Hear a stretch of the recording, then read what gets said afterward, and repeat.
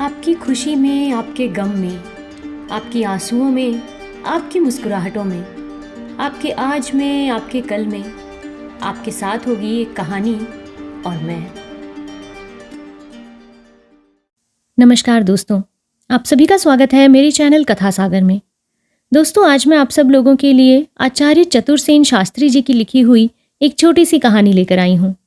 कहानी का शीर्षक है सच्चा गहना।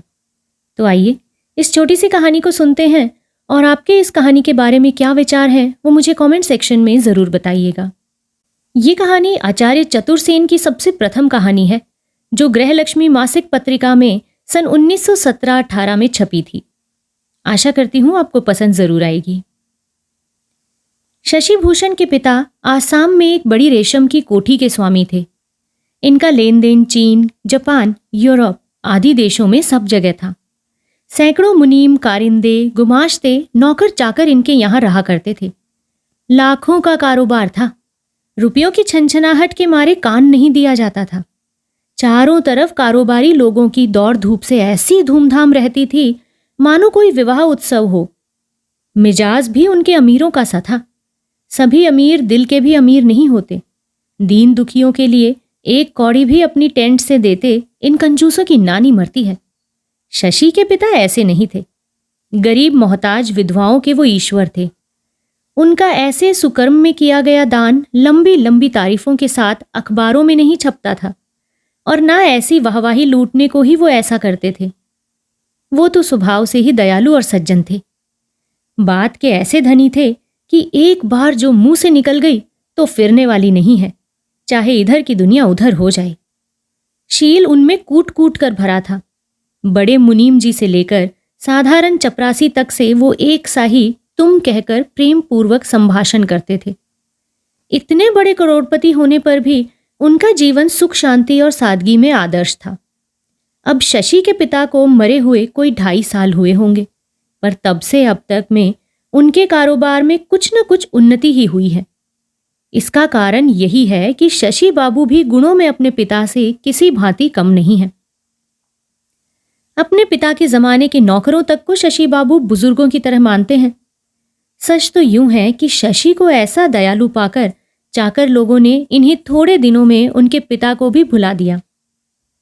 एक बार कारोबार के ही विषय में उन्हें दिल्ली जाना हुआ और उसी एक काम में इन्हें 12 लाख का मुनाफा हुआ। वहीं विदेशी कोठियों के भी तार मिले, जिन सब में उस बार लाभ ही लाभ की बात थी। शशि बाबू अपनी स्त्री श्यामा को बड़ा प्यार करते थे। श्यामा को देवी जैसा रूप भी मिला था। उसका सुंदर स्वच्छ मुख देखकर गुलाब का भ्रम होता था। श्यामा जैसी सुंदरी थी वैसे ही शौकीन भी परले सिरे की थी। ईश्वर की दया से उसे कमी ही क्या थी। नई नई साड़ियां, बढ़िया बढ़िया जेवर, बेशकीमती सामान श्यामा के इशारा करते ही शशि बाबू ला दिया करते थे। भोजन करके जब शशि लेटे रहते और श्यामा को निकट पाकर अपने सुख स्वप्न में डूब जाते तो वो तन्मय हो जाते थे। श्यामा को पाकर शशि अपने को महाभाग्यवान समझते थे। हाँ, तो जब शशि बाबू दिल्ली जाने लगे तो श्यामा ने हीरों का हार और मोतियों की एक माला लाने की फरमाइश की थी। आज 3 महीने में शशि लौटे हैं। ये 3 महीने बड़ी कठिनता से श्यामा ने काटे हैं। कुछ तो उत्साह से और कुछ लज्जा से श्यामा का कलेजा धक धक हो रहा है। शशि के पास जाने में उसे कुछ भय सा लगता है। हल्के फिरोजी रंग की रेशमी साड़ी पहने श्यामा अपने कमरे में खड़ी पति के पास जाने की बात सोच ही रही थी।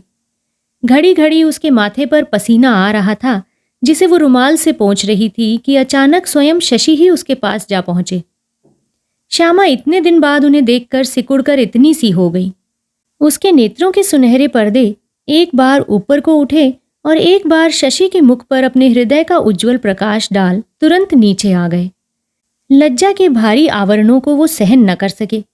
शशि ने श्यामा का हाथ पकड़कर कहा, क्यों श्यामा, क्या हमें पहचाना नहीं?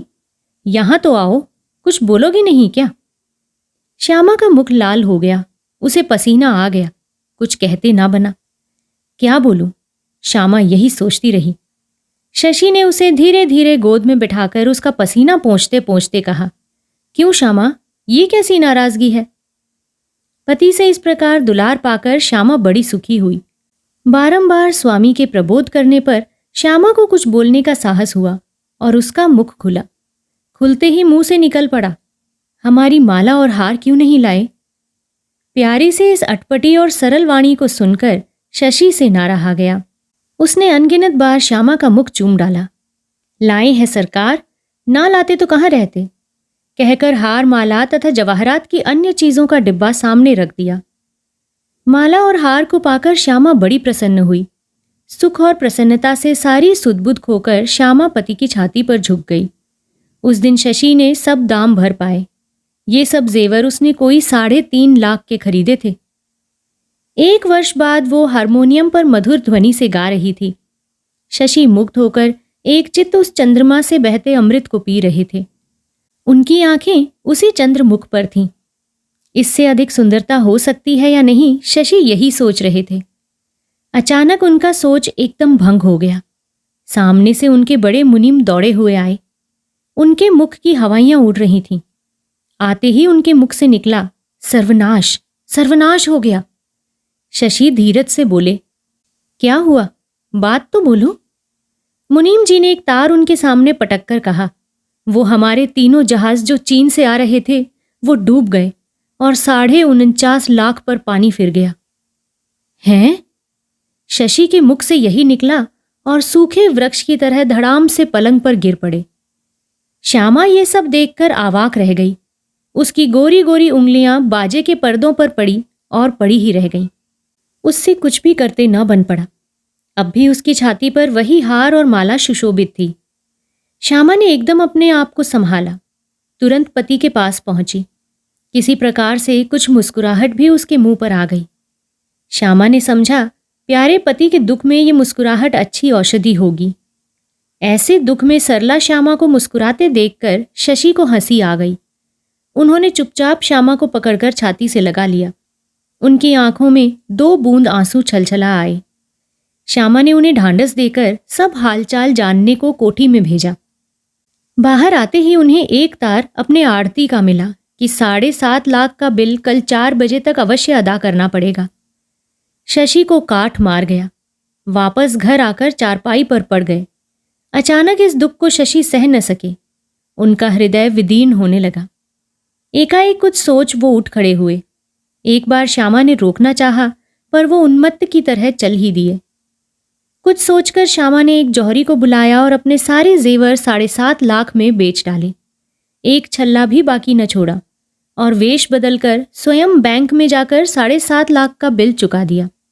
तब वो चुपचाप अपने घर पर आ बैठी। देखा तो शशि अभी नहीं लौटे हैं। वो अपने मित्रों से सहायता लेने निकले थे, पर कोई तो घर नहीं मिला और किसी का मिजाज ठीक नहीं था। मतलब ये कि निराश होकर वो बैंकर के पास गए और कहा, महाशय, कल मैं ये बिल किसी प्रकार अदा नहीं कर सकता। बैंकर ने आश्चर्य से उनकी ओर देखा और कहा, महाशय, एक स्त्री आपका सारा बिल अदा करके गई है। स्त्री चुका गई? शशि ने आश्चर्य से उसकी ओर देखकर पूछा। हाँ महाशय, बिल तो चुक गया है। शशि बाबू बड़े असमंजस में पड़े कि किसने ऐसा किया। श्यामा ने। इसी विचार में शशि घर आ रहे थे। द्वार पर पहुंचते पहुंचते मुनीम उनको बुलाकर कोठी में ले गया और एक तार देकर कहा, ईश्वर का धन्यवाद है कि वो जहाज सिर्फ भटक गए थे। एक में कुछ हानि हुई है, पर वो बीमा किया हुआ है। अब वो बंबई पहुंच गए हैं और बंगाल बैंक के नाम से 10 लाख का चेक है। शशि ने अचकचा कर सब सुना। एक ही दिन में ऐसा परिवर्तन देख शशि पागल से हो गए। धीरे धीरे संभल कर घर आए। श्यामा तब भी धीरे धीरे बाजा बजा रही थी। धीरे धीरे शशि श्यामा के पीछे जाकर खड़े हो गए। उन्होंने श्यामा के मोढ़े पर हाथ रखकर कहा, श्यामा, इधर आओ। एक कोच पर दोनों बैठ गए। शशि ने श्यामा के दोनों हाथ पकड़कर कहा, श्यामा, तुमने चोरी की है?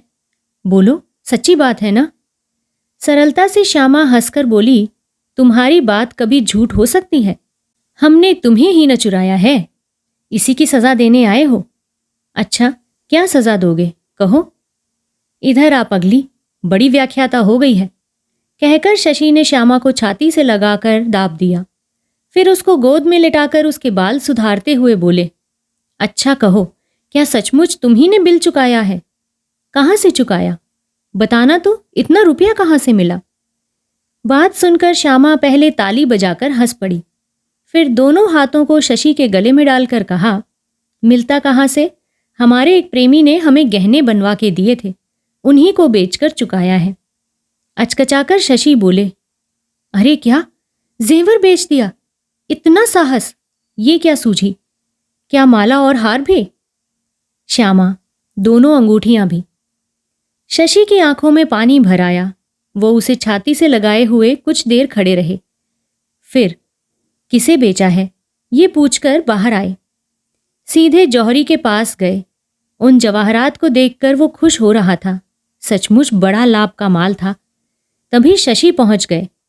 कुछ मुनाफा देकर सब वापस ले लिया और घर आकर श्यामा के गले में अपने हाथ से जेवर पहनाकर कहा, अरे पगली, तूने ऐसे अमूल्य जेवर कैसे बेरहमी से बेच दिए? श्यामा ने दोनों हाथ पति के गले में डालकर आंखों में आंखें भरकर कुछ शर्म से अपने सिर को पति की छाती पर टेक कर कहा, प्यारे पति से बढ़कर स्त्री के लिए और कौन सा आभूषण है? तो दोस्तों, आशा करती हूँ ये कहानी आपको पसंद ज़रूर आई होगी। अगर ये कहानी आपको अच्छी लगी है तो मेरे इस चैनल को सब्सक्राइब ज़रूर कीजिएगा और साथ ही इस कहानी के बारे में अपने विचार कमेंट सेक्शन में ज़रूर बताइएगा। जल्दी ही एक नई कहानी के साथ फिर से आपसे मुलाकात होगी। तब तक के लिए आप अपना और अपने पूरे परिवार का ध्यान रखिए, खुश रहिए और स्वस्थ रहिए। नमस्कार।